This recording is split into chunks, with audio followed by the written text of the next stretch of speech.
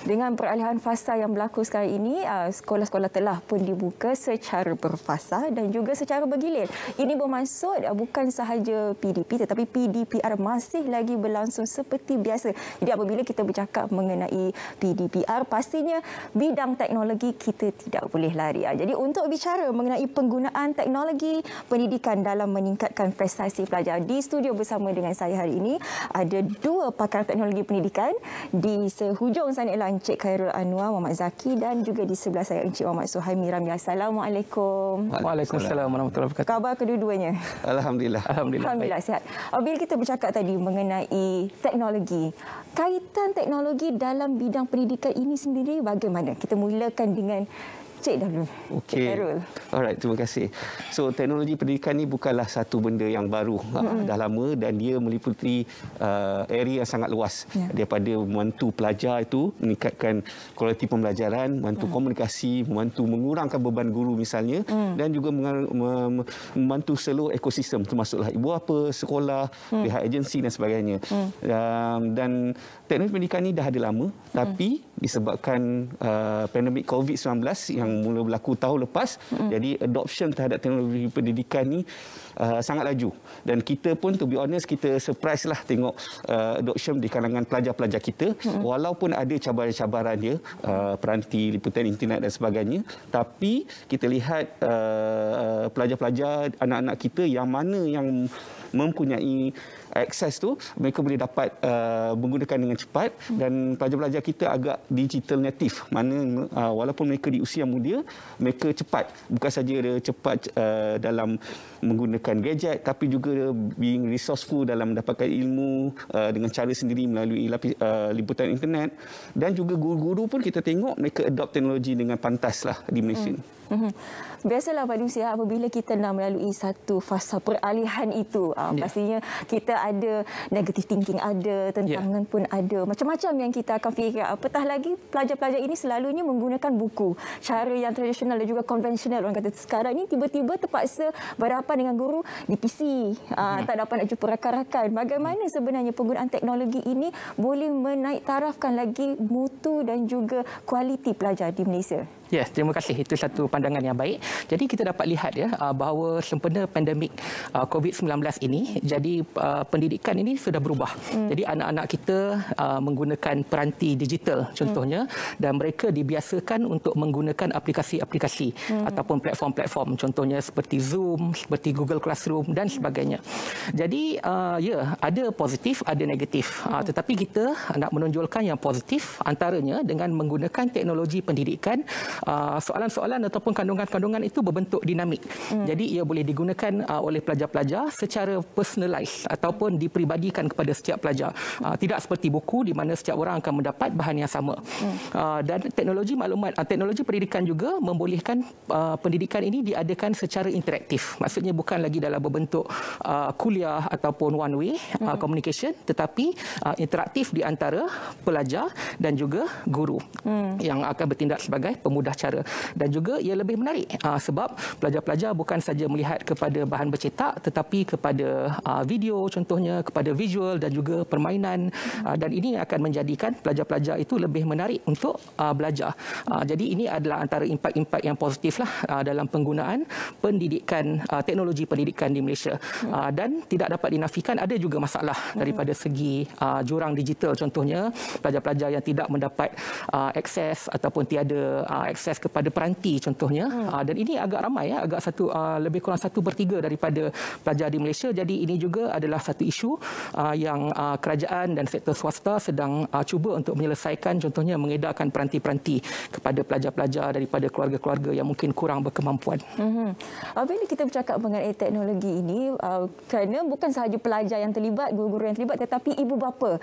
Masalah terjadi apabila ibu bapa, apa benda saya nak tekan ni, terkiar-kiar lah ibu bapa ini. Jadi salah satu ciri-ciri yang perlu ada pada sesuatu aplikasi atau teknologi itu mestilah mesra ibu bapa. Kerana akhirnya ibu bapa juga akan membantu anak-anak ini. Selain daripada itu, apa lagi di antara ciri-ciri yang boleh memastikan bahawa peralihan ini boleh memberikan peratusan yang tinggi dan juga kepuasan kepada pelajar dan juga ibu bapa serta guru? Tuan.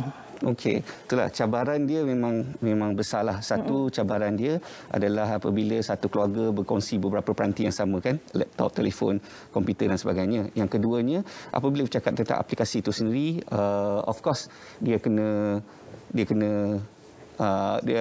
kena mudah digunakan, dan cabaran dia adalah apabila berlakunya pembelajaran di rumah, ibu bapa ni dia bukan sahaja terpaksa menguruskan dari segi teknologi untuk ada peranti, susunkan masa pelajar, tapi kadang-kadang apabila pelajar tak faham, dia berbeza di rumah dengan sekolah. Di sekolah pelajar-pelajar melalui tempoh masa pembelajaran selama 6 jam dengan dibantu oleh guru, dipantau oleh guru dan rakan-rakan sekelas yang lain. Tapi di rumah tiada siapa yang mereka boleh bertanya. Jadi pelajar-pelajar ini terpaksa bertanya kepada ahli keluarga, ibu bapa, abang-abang, kakak-kakak dan keluarga-keluarga yang lain. Jadi itu cabaran yang besar sebab mungkin ibu bapa mahir dari segi menyediakan infrastruktur, menyediakan internet, kawasan untuk belajar, peranti dan sebagainya, tapi ibu bapa tiada kemahiran ilmu pendidikan itu sendiri ataupun pedagogi macam mana cara mengajar. Jadi itulah cabaran terbesar bagi ibu bapa selain daripada cabaran dalam bentuk teknologi. Itu di antara ciri-ciri yang dia perlukan, ialah macam seperti mana saya katakan tadi, kalau teknologi itu ada tapi kalau tak reti guna pun tak bagus juga, tak sampai tujuan dan juga objektifnya. Oleh sebab itu kita ada satu apps, kalau kita lihat di sini, pandai.org. Mungkin boleh terangkan mengenai apps ini. Ya, Pandai yang tuan-tuan dan puan-puan boleh lawati di pandai.org adalah satu aplikasi pendidikan di mana ia adalah satu aplikasi untuk pelajar-pelajar sekolah rendah dan menengah untuk belajar dan untuk meningkatkan pencapaian akademik di sekolah. Jadi alhamdulillah sejak dilancarkan pada tahun lepas, Pandai telah digunakan oleh lebih 300,000 pengguna yang berdaftar. Jadi itu satu bilangan yang ramai dan kita mendapat respon yang agak baiklah daripada pengguna-pengguna kita, dan Pandai ini adalah satu aplikasi untuk pelajar-pelajar gunakan daripada tahun 1 hingga ke tingkatan 5. Kandungannya semua adalah sejajar dengan kurikulum standard sekolah rendah dan sekolah menengah. Jadi dia align dengan kurikulum di Malaysia. Jadi apa-apa yang pelajar pelajari di sekolah, bahan yang sama akan dijumpai di dalam Pandai. Jadi tujuan Pandai ini digunakan adalah untuk pelajar-pelajar, ibu bapa, guru-guru dapat mentaksir kebolehan anak-anak dan untuk mendapat satu analisis mengenai kebolehan pelajar-pelajar tersebut, di mana mereka boleh identify, mereka boleh mengenal pasti kelemahan-kelemahan di dalam setiap subjek yang diambil di sekolah. Dan setakat ini Pandai merangkumi hampir semua subjek-subjek utama di sekolah rendah dan di sekolah menengah. Itu di antara kelebihan untuk menggunakan Pandai ini. Tapi siapa sebenarnya yang boleh akses kepada Pandai ini dan juga cara penggunaannya bagaimana? Okey, itulah Pandai ini dibangunkan dengan pelajar sebagai pengguna utama. Jadi Pandai ini baru lagi diwujudkan awal tahun lepas, dan seperti mana yang suami mention, alhamdulillah kita dapat bantu pelajar yang sangat ramai daripada seluruh Malaysia. Dan pengguna dia adalah pelajar, yang mana pelajar boleh download aplikasi Pandai dalam tablet, dalam phone ataupun menggunakan dalam pelayar melalui komputer, laptop dan sebagainya. Tapi baru-baru ini, lebih kurang 3 bulan lepas, kita melancarkan 2 modul baru. Yang pertama modul dipanggil Pandai Parent, itu buat apa? Yang kedua adalah Pandai Guru khas untuk guru-guru. Jadi melalui 2 ni kita membenarkan ibu bapa untuk ada ID sendiri untuk memantau prestasi anak dan sebagainya. Kemudian untuk guru-guru pula, mereka boleh menggunakan Pandai selain pada memantau prestasi pelajar, mereka juga boleh tap into Pandai punya question bank yang ada beratus ribu.